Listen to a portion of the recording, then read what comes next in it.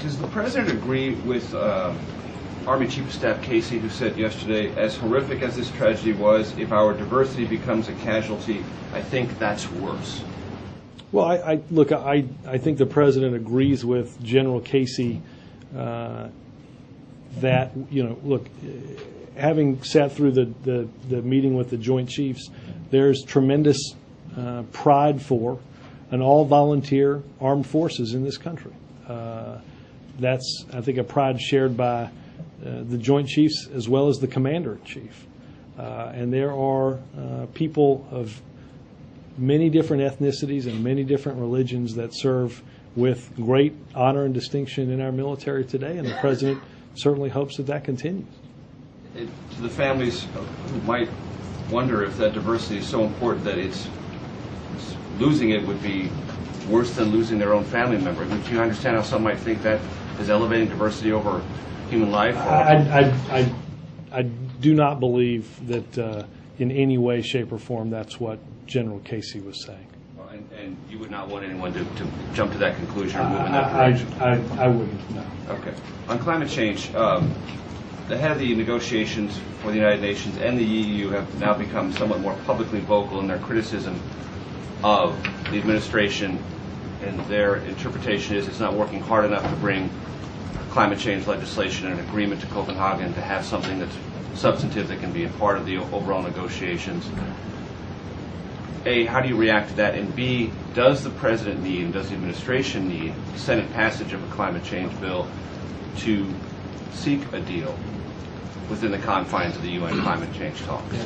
Look, I don't give those comments a whole lot of credence.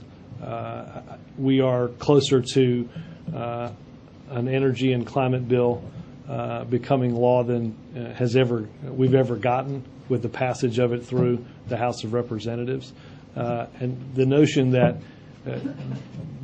one country stands in the way of addressing climate change would be to forget countries like China, India, Brazil, and others that have to also be brought along in this process. So with all due respect, I don't give those comments a whole lot of credence. Yes, ma'am. The AFPAC meeting that's on Wednesday, was that originally scheduled for Tuesday? I believe it was, but the schedule, obviously, we knew on Thursday the schedule for Friday and the remainder of the days before the trip would change. I don't know if it originally was today or whether it was going to be on Tuesday. Can you talk a little bit about what he's going to do down in Fort Hood? Is there time set aside to meet families? And this is preliminary, and we're working on getting more as the schedule itself changes.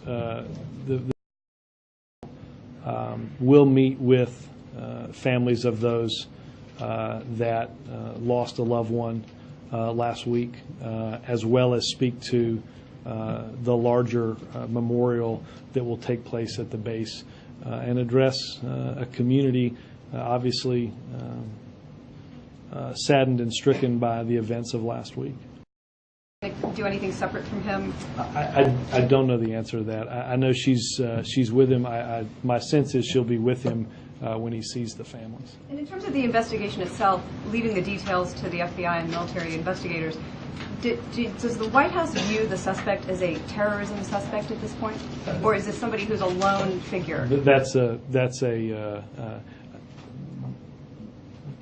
should be addressed by the FBI.